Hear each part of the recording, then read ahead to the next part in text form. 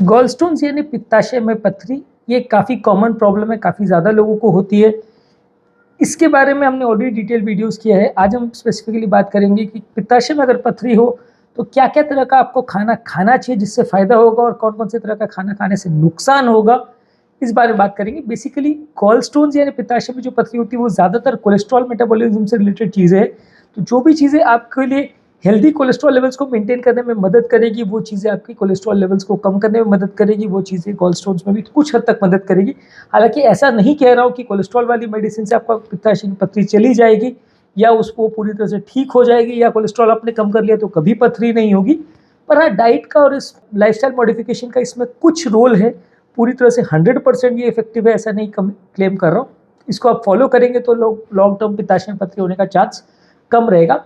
पहले बात करेंगे कौन कौन से फूड स्टफ फायदा करते हैं, फिर बात करेंगे कौन कौन से फूड स्टफ नुकसान करते हैं, फिर कुछ लाइफस्टाइल टिप्स के बारे में बात करेंगे पित्ताशय की पथरी यानी गॉल स्टोन्स के लिए। टॉपिक पर जाने से पहले जो लोग हमारे चैनल पर नए हैं उन्हें रिक्वेस्ट करूँगा कि चैनल को सब्सक्राइब करें। ऐसा करने से चैनल को कंटिन्यू करने के लिए हमें मोटिवेशन और इंस्पिरेशन मिलती है।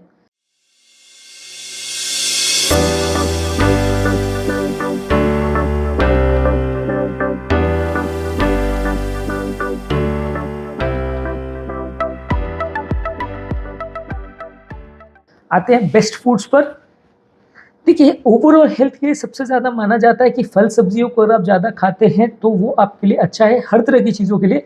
पित्ताशय की चीज़ में आपके बॉडी में फाइबर कंटेंट बढ़ जाता है। अगर आप ज़्यादा मात्रा में फाइबर कंटेनिंग चीज़ों को खाते हैं तो पथरी होने का चांस कम हो जाता है। ये फाइबर कोलेस्ट्रॉल को अब्सॉर्ब करता है और बिलिरुबिन का और कोलेस्ट्रॉल को, ये सारी चीज़ें आपकी मोशन में चली जाती है। आपका मोशन क्लीन रहता है, डाइजेस्टिव प्रॉब्लम्स कंपैरेटिवली कम रहती है। तो फल सब्जी ज़्यादा मात्रा में खाने से पथरी के प्रॉब्लम वाले पेशेंट में कुछ हद तक आपको मदद मिलेगी। इसके अलावा होल ग्रेन्स लेना चाहिए। ज़्यादातर हर चीज़ों में ऐसा कहा गया है कि प्रोसेस्ड या रिफाइंड ग्रेन्स को लेने के कंपैरिजन में अगर आप whole wheat bread, brown rice, oatmeal, ये सारी चीज़ें लेते हैं जो कि अनप्रोसेस्ड ग्रेन्स है, जिसके ऊपर उसका हस्क या उसके ऊपर का जो कोटिंग है वो नहीं निकाला जाता है, तो ये ज़्यादा फायदा करता है। क्योंकि जो हस्क है, ये ऊपर का फाइबर कंटेनिंग एरिया है, वो फाइबर्स जो है वो बॉडी में जाते तो फायदा करते हैं, नुकसान नहीं करते। और ओवरऑल जो न्यूट्रिफिक वैल्यू है वो ज़्यादा रहती है किसी भी अन्न पदार्थ की, अगर आप उसमें कम प्रोसेस्ड वे में उसको लेते हैं तो इसलिए अगर किसी भी पेशेंट को गॉलस्टोन्स का प्रॉब्लम है तो उसको होल ग्रेन्स ज़्यादा लेना चाहिए। नेक्स्ट है लीन प्रोटीन्स लेना चाहिए। लीन प्रोटीन्स यानी फैट रहित या कम फैट वाले प्रोटीन्स लेना चाहिए। जैसे कि अगर चिकन ले रहे तो वो स्किन रहित ले रहे, टर्की ले सकते हैं वो भी स्किन लेस, फिश ले सकते हैं, सोयाबीन और टोफू प्रोटीन्स ले सकते हैं। ये सारी चीज़ों में कंपैरेटिवली फैट कंटेंट कम रहता है, तो आपके लिए कोलेस्ट्रॉल वाली प्रॉब्लम्स को भी कम करेगा और अगर गॉलस्टोन्स का प्रॉब्लम है तो उसे भी कम करेगा।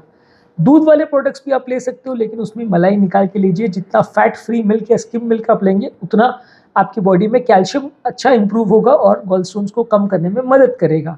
इसके अलावा नट्स और सीड्स भी अगर आप लेते हैं, जैसे कि आलमंड्स है, बादाम, वॉलनट्स यानी अखरोट, फ्लैक्स सीड्स को लेते हैं तो इसमें फाइबर कंटेंट अच्छा होता है, तो ये पित्ताशय की पथरी में आपकी मदद करता है। तो ये सारे फूड स्टफ्स को आप लेते हो, बेसिकली ये वही चीज़ें जो कोलेस्ट्रॉल लेवल्स को इम्प्रूवाइज करती है, आपके पथरी के पेशेंट्स में भी मदद करती है। अब बात करें कौन कौन से फूड स्टफ खराब है, उसमें भी डिक्टम वही है कि जो चीज़ें कोलेस्ट्रॉल बढ़ाती है, जो चीज़ें आपकी ओवरऑल डाइट के लिए खराब मानी जाती है in terms of fat content, वो चीज़ें आपके कोलेस्ट्रॉल के गॉलस्टोन्स के लिए भी खराब है।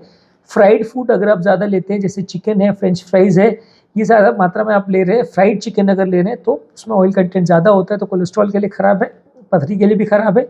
अगर मीट आप लेते हैं जिसमें फ़ैट ज़्यादा है, जैसे रेड मीट ले रहे हैं, बेकन, सॉसेज, रिब्स, ये सारी चीज़ें जिसमें फैटी कंटेंट ज़्यादा होता है, तो वो आपके लिए अच्छा नहीं है। डेयरी प्रोडक्ट्स पे भी अगर आप मलाई ज़्यादा है, हाई फैट डेयरी प्रोडक्ट्स या फुल फैट डेयरी प्रोडक्ट्स लेते हैं तो बुरा है।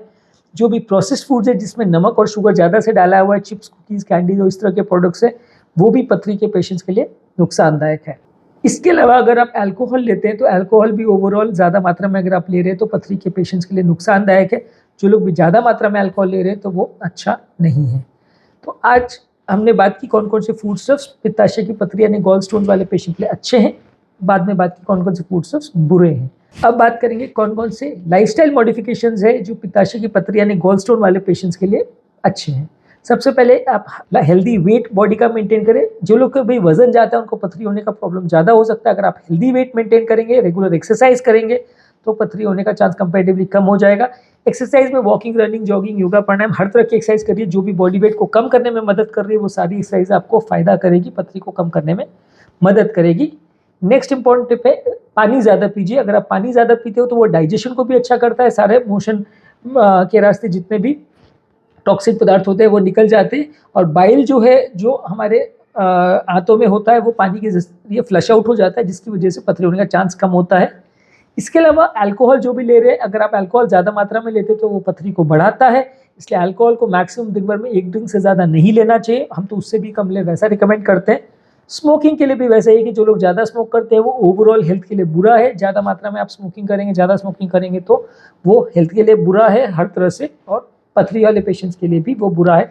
तो अगर अच्छी लाइफ और अच्छा लाइफस्टाइल आप मेंटेन करेंगे, कोलेस्ट्रॉल और इस तरह की जो चीज़ों को आपको हेल्थ को कोलेस्ट्रॉल बढ़ाती है या फैटी मेटाबॉलिज्म को अफेक्ट करती है, वो चीज़ों को आप प्रॉपर्ली कंट्रोल रखेंगे, तो हार्ट पेशेंट्स के लिए भी जो चीज़ें फ़ायदा करती है वही चीज़ आपको गॉलस्टोन के लिए भी मेंटेन करनी है, तो इसमें आपको फ़ायदा मिलेगा, पथरी होने का चांस कंपेरेटिवली कम हो जाएगा। Moral of the story is कि हेल्दी लाइफस्टाइल आप मेंटेन करेंगे तो पथरी का चांस कंपेरेटिवली कम हो जाएगा।